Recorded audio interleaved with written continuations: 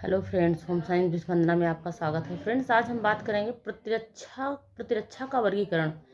प्रतिरक्षा के वर्गीकरण के बारे में अगर हम बात करें, क्लासिफिकेशन ऑफ इम्यूनाइजेशन। रोगों के प्रति रोगों के प्रति निरोधक क्षमता प्रतिरक्षा दो प्रकार की होती हैं। यहाँ पे रोगों के प्रति निरोधक क्षमता प्रतिरक्षा दो प्रकार की होती है, जन्मजात प्रतिरक्षा और अर्जित प्रतिरक्षा। पहला जन्मजात और दूसरा अर्जित। ये देखिए, यहाँ से क्वेश्चन बना हुआ है, यहाँ से हर बार क्वेश्चन पूछा जाता है। जन्मजात प्रतिरक्षा और अर्जित प्रतिरक्षा।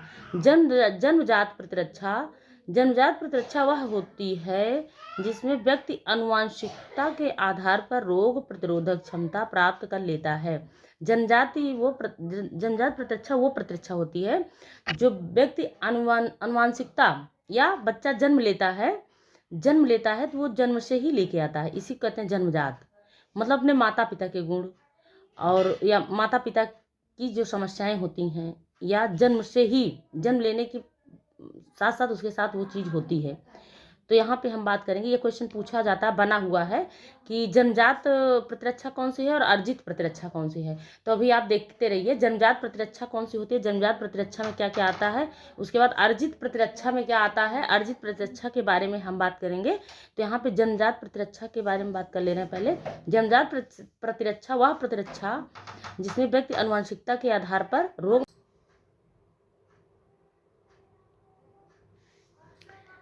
अर्जित प्रतिरक्षा व्यक्ति को वंशानुक्रम के आधार पर प्राप्त नहीं होती है, बल्कि अपने प्रयासों से अर्जित करनी पड़ती है। अर्जित प्रतिरक्षा बाद में मिलती है, इसको अर्जित बाद में किया जाता है।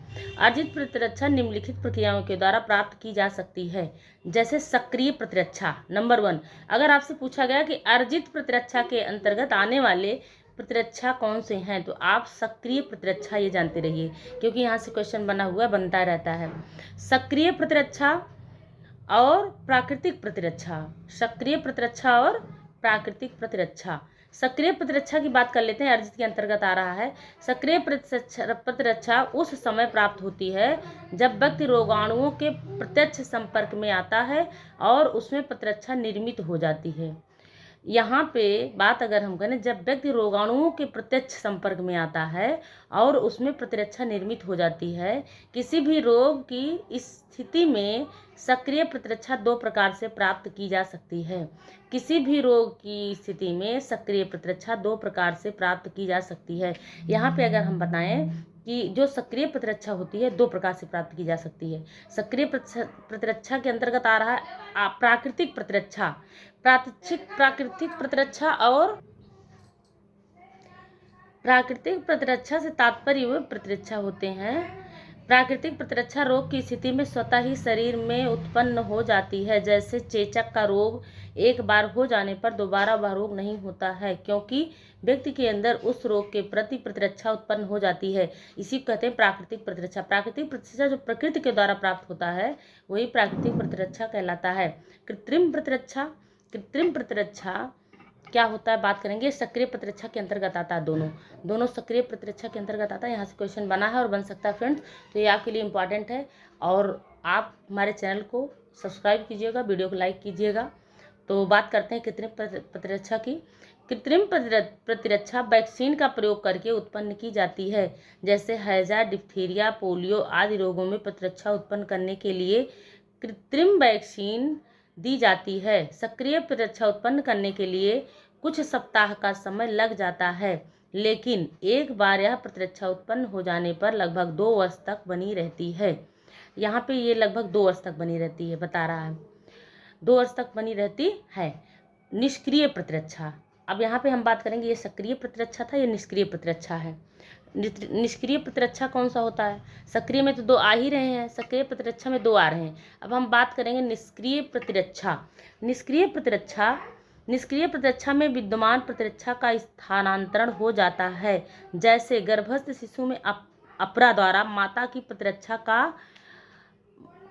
का बच्चे में स्थानांतरण हो जाता है। यहाँ पर निष्क्रिय प्रतिरक्षा से तात्पर्य है, जैसे माँ के गर्भ में बच्चा होता है, गर्भस्थ शिशु में अपरा द्वारा माता की प्रतिरक्षा का बच्चे में स्थानांतरण हो जाता है। मतलब जो माँ के अंदर प्रतिरक्षा होता है वो प्रतिरक्षा अपरा के द्वारा बच्चे में चला जाता है, इसी को कहते हैं निष्क्रिय प्रतिरक्षा। अब हम बात करेंगे, अच्छा ये तो हो गया, अब यहाँ पे बात करेंगे सक्रिय विसंक्रमणीकरण। सक्रिय विसंक्रमणीकरण कार्यक्रम, यहाँ पे जो दिया गया है ये सक्रिय विसंक्रमणीकरण कार्यक्रम, ये नंबर 1 राष्ट्रीय विसंक्रमणीकरण कार्यक्रम, और उसके बाद राष्ट्रीय में पहला राष्ट्रीय है, दूसरा WHO, यहाँ पे पहला राष्ट्रीय दूसरा WHO, और तीसरे नंबर पे आपका, अच्छा दोनों के बारे में दिया गया है। यहाँ पे हम बात करेंगे राष्ट्रीय विसंक्रमणीकरण कार्यक्रम। राष्ट्रीय विसंक्रमणीकरण कार्यक्रम के बारे में अगर हम बात करें तो यहाँ पे सक्रिय विसंक्रमणीकरण कहते हैं इसको क्या कहते हैं, सक्रिय विसंक्रमणीकरण कार्यक्रम, क्योंकि ये सक्रिय रूप से कार्य करते हैं।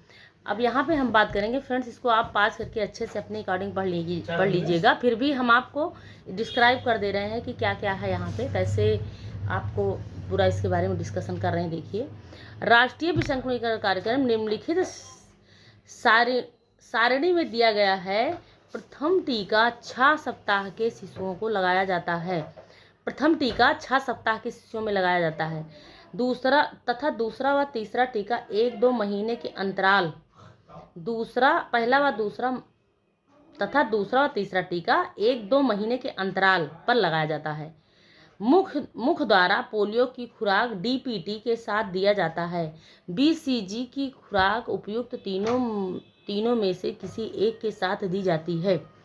BCG का जो खुराक है उपयुक्त तीनों में से किसी एक के साथ दे दी जाती है। BCG इसका फुल फॉर्म है बेसल कॉलमेट ग्यूरिन।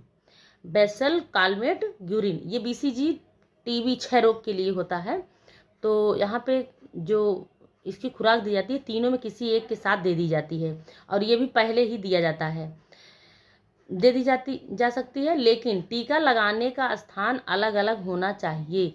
इस कार्यक्रम के अंतर्गत गर्भावस्था के दौरान स्त्रियों का भी टेटनस का टीका लगाया जाता है। जो ये कार्यक्रम होता है राष्ट्रीय विसंक्रमणीकरण, इसके साथ महिलाओं को, जब महिलाएं गर्भवती होती हैं तो उनको भी टेटनस का टीका लगाया जाता है। अब यहाँ आप तालिका के माध्यम से देख लीजिए, जो इसमें तालिका दर्शाया गया है, तालिका में क्या है, राष्ट्रीय विसंक्रमणीकरण कार्यक्रम, राष्ट्रीय विसंक्रमणीकरण कार्यक्रम, यहाँ शिशुओं के लिए यहाँ पे दिया गया है। देखिए आप, शिशुओं के लिए BCG और OPV से 0 खुराक, यहाँ पे दिया है BCG और OPV से 0 खुराक, ये शिशुओं के लिए जन्म पर है। एक क्वेश्चन ये भी पूछा जाता है, यही इसी बुक से बनता है, ऐसे ही क्वेश्चन पूछा जाता है कि BCG का टीका कितने दिन के पर दिया जाता है, जन्म पर दिया जाता है। BCG का टीका कब दिया जाता है, जन्म पर दिया जाता है।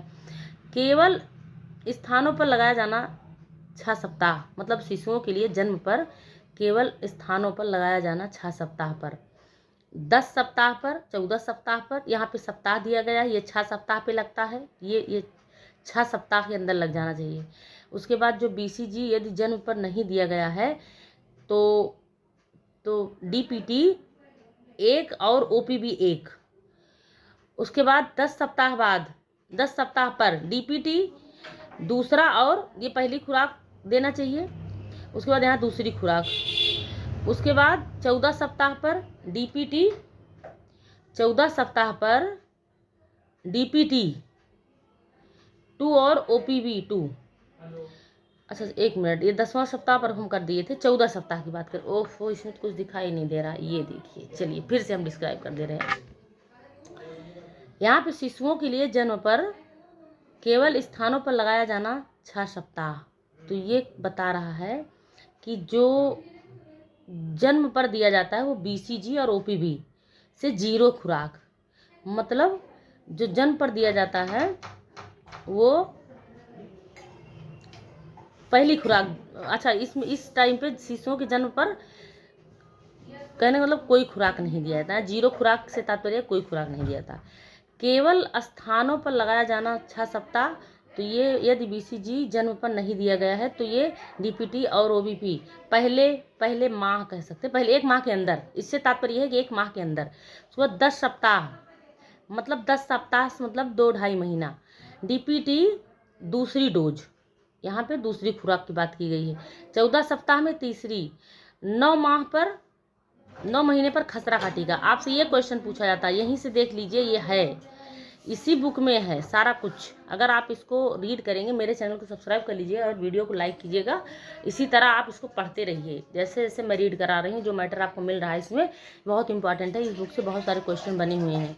तो 9 माह पे अगर पूछा गया कि खसरे का टीका दिया जाता है 9 माह पे, और उसके बाद ये जो है, ये तो आपका हो गया पहला। उसके बाद में हम बात करेंगे 16 से 24 माह पर DPT और OPV। ये सी की अगर हम बात करें तो यहाँ पे 5 से 6 वर्ष, ये 16 से 24 माह के बाद 5 से 6 वर्ष आ गया। DT की दूसरी खुराक पर महीने के अंतराल पर दी जानी चाहिए। यदि पहले टीकाकरण का स्पष्ट परिणाम नहीं है, पहले टीकाकरण का स्पष्ट परिणाम नहीं है, तो दूसरा भी दिया जाना चाहिए। 10 से 16 वर्ष पर टेटनेट टॉक्साइड TT दूसरे सप्ताह पर दिया जाना चाहिए। यहाँ पे देखिए 10 से 16 वर्ष पर भी दिया जाना। टेटनेट टॉक्साइड TT टेटनेट, इसका फुल फॉर्म है टेटनेट टॉक्साइड की दूसरी खुराक 1 माह के अंतराल पर देनी चाहिए। यदि TT के टीके पहले न लगने के प्रमाण मौजूद हों। गर्भवती महिला के लिए प्रारंभिक गर्भावस्था TT से 1 के बाद 1 माह तक, TT से 1 वर्ष 1 या समृद्धि कारक। उसके बाद यहाँ पे TT ये है गर्भवती महिला के लिए जो है, ये TT और प्रारंभिक गर्भावस्था, गर्भवती महिला के लिए प्रारंभिक गर्भावस्था TT से 1 के बाद 1 माह तक, TT1 1 माह समृद्धि कारक TT2। ये है जो इसका चार्ट दिया गया है। राष्ट्रीय विसंक्रमीकरण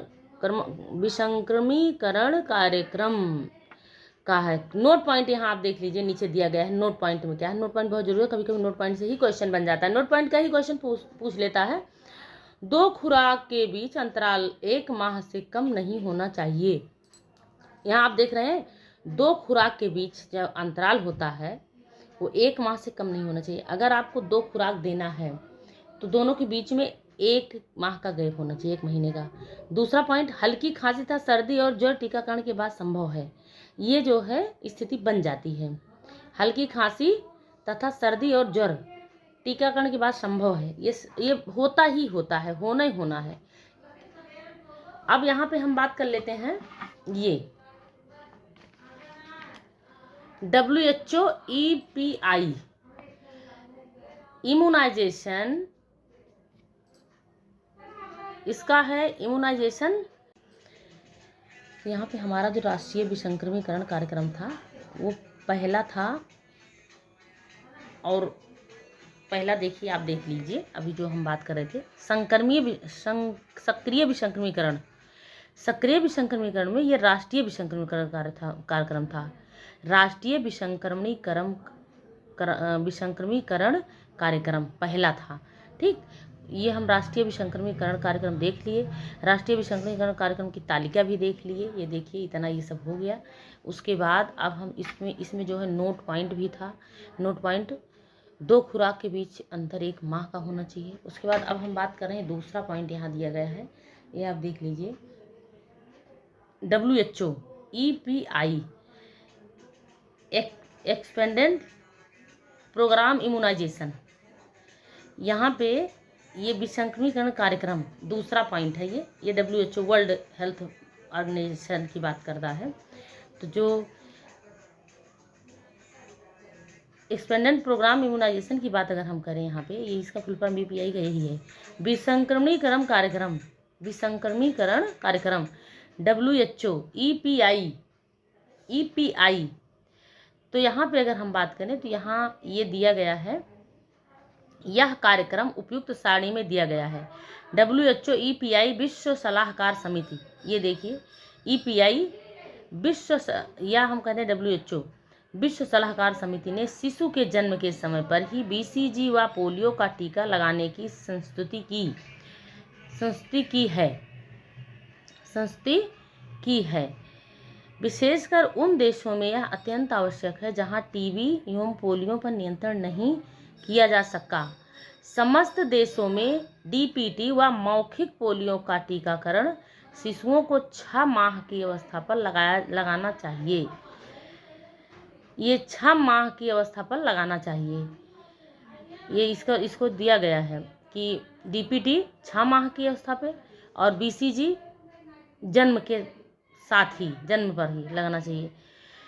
अब यहाँ बात करेंगे, व्यक्तियों तथा समूहों की स्थानीय आवश्यकताओं को ध्यान में रखकर विसंक्रमीकरण कार्यक्रम को परिवर्तित किया जा सकता है। खुराकों के मध्य में देरी के कारण कार्यक्रम में व्यवधान के कारण पूर्व प्रतिरक्षा प्राप्त होने में व्यवधान नहीं होता है।